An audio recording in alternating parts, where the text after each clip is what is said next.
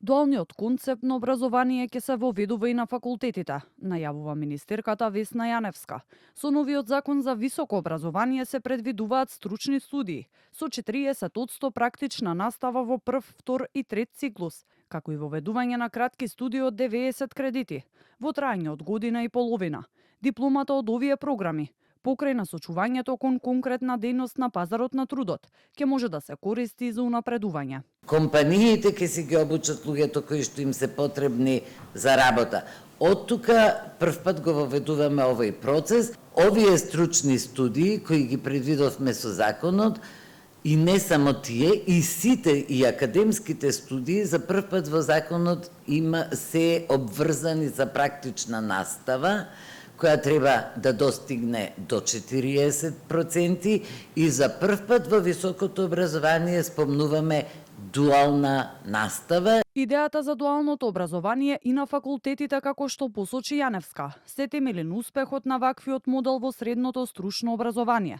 Според податоците на Стопанската комора, бројот на компании вклучени во практична настава пораснало од 11 во 2020 на околу 1000 компании во 2025 година. Во 65 паралелки запишани се над 13.000 ученици, односно околу 30% од средношколците во земјава.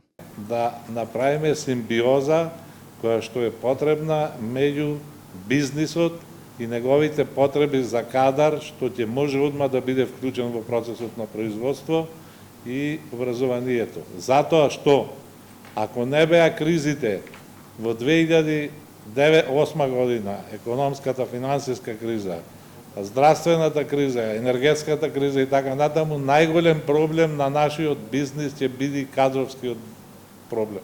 Во меѓувреме продолжуваат јавните дебати за предлог законот за високо образование, кој предизвика низа реакции и критики во академската заедница.